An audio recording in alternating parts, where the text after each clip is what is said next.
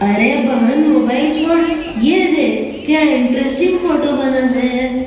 दिखा क्या बना हुआ है। भैया ये तो बहुत इंटरेस्टिंग दिख रहा है। क्या आपको पता है ये किसका चित्र है? हाँ हाँ, ये तो तीनों का नक्शा है। ये तीनों क्या होता है? ये तो मुझे भी नहीं पता है। चल अपन अपनी पाठशाला की बुक में खोजते हैं। अब हम जानते हैं कि अरिहंत भगवान ने हमें क्या बताया। उन्होंने हमें चार गति और उसमें रहने वाले जीवों के बारे में बताया। चारों गतियों के जीव तीन लोक में रहते हैं, यानी मनुष्य, नारद, देव और तिर्यंच। और जन्म मरण से छूटने वाले जीव सिद्ध भगवान, सिद्ध शिला पर रहते हैं। ऐसे तीन लोक के बारे में हम जानेंगे। भैया क्या तुम्हें कुछ समझ में आ रहा है? हाँ, अब हमने तीन लोग थोड़ा बहुत समझा है। अब हम समझते हैं चारों गतियों को। सबसे पहले चलते हैं अधोलोक की नरक गति में। भैया हम नरक में चलते हैं और नाथियों का सुख और दुख जानते हैं।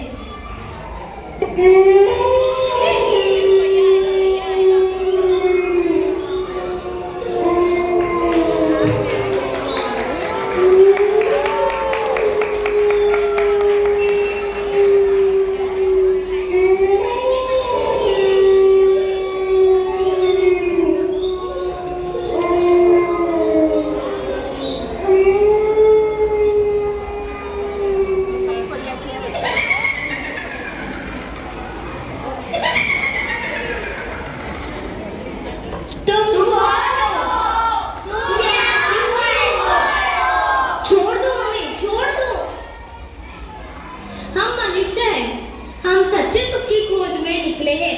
क्या आप सब यहाँ सुखी हैं? नहीं नहीं, हमें यहाँ पे एक क्षण भी सुख नहीं मिलता। हम नरकियों के बिल होते हैं, उसमें बहुत अंधकार होता है और वहाँ हमें ठूस ठूस कर रहना पड़ता है। हमारा वातावरण घोर अंधकार से भरा हुआ है। भयंकर, दुर्गंधित और भयानक स्थान है। यहाँ पर ठंड और गर्मी इतनी है कि पूछो ही मत। यहाँ पर पर्वत जितना बड़ा गोला भी पानी के जैसे पिघल जाए या फिर बर्फ के जैसे जम जाता है। हमारा शरीर तो आप देख ही रहे हो, ना डरावना है। हम कितने बदबूदार, काले और बेडौल होते हैं। हम एक दूसरे के मारे जाने पर भी नहीं मरते हैं, बल्कि हमारा शरीर तारे की तरह बिखर जाता है और फिर से जुड़ जाता है। हमें यहाँ पर इतनी भूख और प्यास लगती है कि पूछो ही मत। अगर हम तीन लोगों का अनाज और सारे समुद्र का पानी भी पी ले तो भी प्यास नहीं बुझती है। यहाँ पर तो हमें खाने को कड़वी मिट्टी और पीने को खून जैसे दिखने वाली वैतरणी नदी का गरम गरम जल पीना पड़ता है। अगर हम यहाँ थोड़ा विश्राम करने का सोच भी ले तो तलवार जैसे पत्तों से हमारे शरीर के अंग काटे जाते हैं। क्या बताऊं, हमने बहुत हिंसक से कार्य करे, रात्रि भोजन करा, सप्तव्यसन किया, बड़े भारी परिग्रह किया, निर्बलों पर अत्याचार किया। इसलिए आज हमें इतना घोर दुख उठाना पड़ रहा है।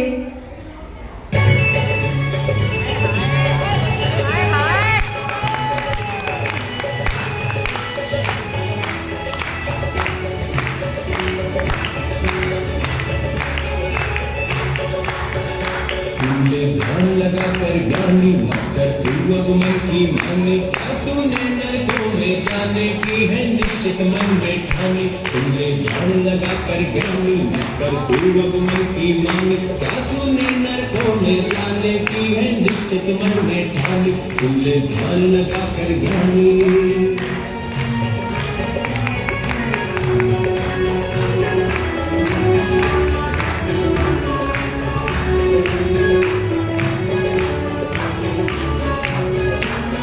भूल गया सब धर्म कर्म को, पापों में भरमाया, पापों में भरमाया। जीवन मन कपटाई में खोया, नस नस में है माया, नस नस में है माया। तेरी 2 दिन की जिंदगानी तू करता खोटा अज्ञानी, क्या तूने नरकों में जाने की है निश्चित मन में ठानी। सुन ले ध्यान लगा कर ज्ञानी, कर तू अब मन की मानी, क्या तूने नरकों में जाने की है निश्चित मन में ठानी। सुन ले ध्यान लगा कर ज्ञानी। अरे ये तो मारपीट करने लगे, चलो भागो भागो, कहीं हमें ना मार दे। नरक में तो दुख ही दुख है। हमें यहाँ कभी भी नहीं आना है। अब हमें यहाँ तो सच्चा सुख नहीं मिला, अब हम क्या करें? तो हम चलते हैं देवगति में।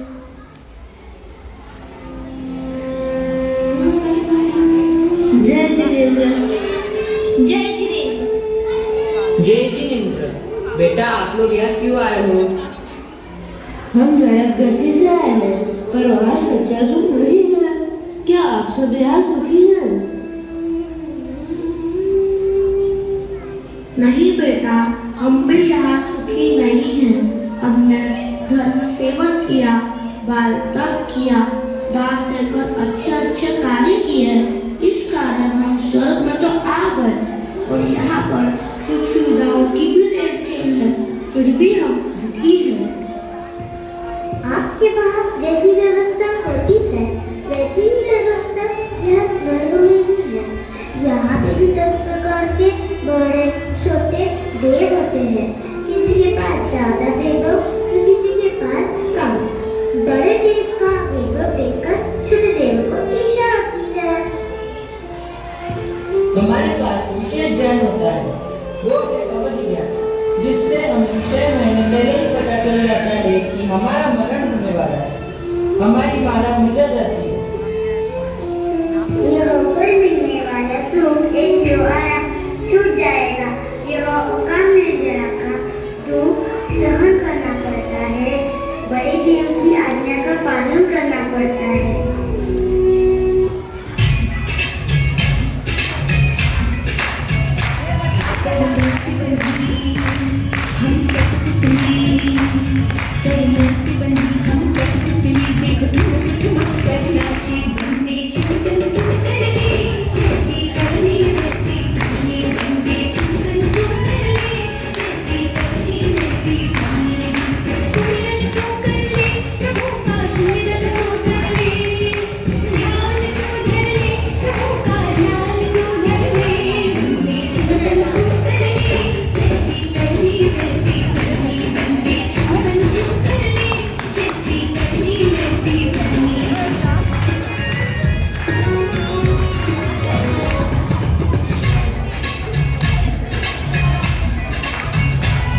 संसार मंच पर नाच मचाए, संसार मंच पर नाच मचाए, कर्म ही भाग्य बनाए। बंदे चिंतन तू कर ले, जैसी करनी वैसी भानी। बंदे चिंतन तू कर ले, जैसी करनी वैसी भानी। सुमिरन तू कर ले, प्रभु का सुमिरन तू कर ले, ध्यान तू धर ले, प्रभु का ध्यान तू धर ले। बंदे चिंतन तू कर ले, जैसी करनी वैसी भानी। बंदे चिंतन तू कर ले, जैसी करनी वैसी भानी। हमें तो यहाँ भी सच्चा सुख नहीं मिला, अब हम क्या करें? हम मध्यलोक की तिरंज गति में चलते हैं।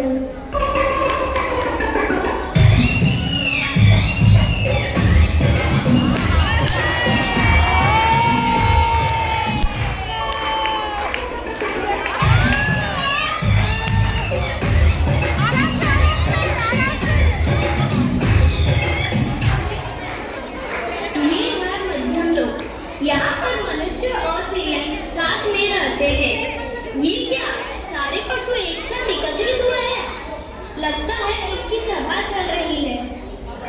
हम सच्चे सुख की खोज में निकले हैं, पर हमें न नरक गति में न देव गति में सच्चा सुख मिला।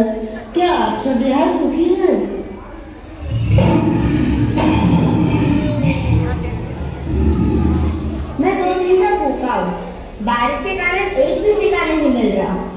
सर्दी और गर्मी में भी खाने पीने और रहने की तकलीफ होती है। हमेशा डर बना रहता है कि कोई आकर पकड़ ना ले, कोई मार ना दे।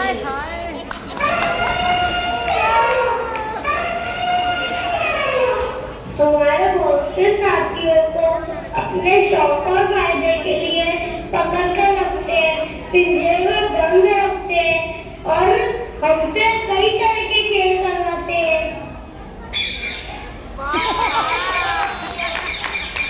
बैल, ऊंट, घोड़ा आदि मित्रों को तो कितना ज्यादा वजन उठाना पड़ता है। मनुष्य अपने रहने के लिए और सुख सुविधा के लिए जंगल और पेड़ काट रहे हैं। इस वजह से हमारी तकलीफें और बढ़ रही है। हमें रहने के लिए घर नहीं मिल रहा है। हमारे खाने पीने और रहने की तलाश में हम आपकी बस्ती में आ जाते हैं तो हमें मार दिया जाता है या फिर पकड़ के पिंजरे में बंद कर देते हैं।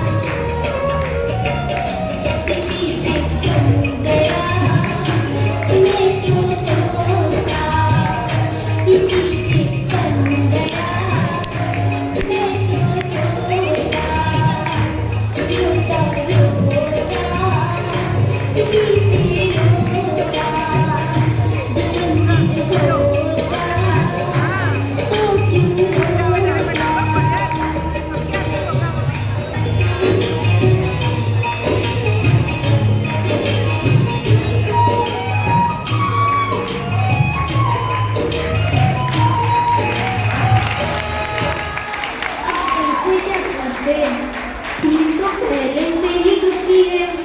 अब क्या करें? आइडिया बहना, हम चलते हैं मनुष्य रथी में।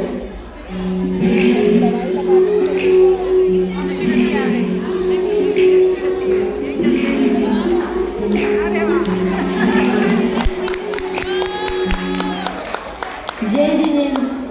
जय जिनेन्द्र। बेटा आप लोग यहाँ क्यों आए हो?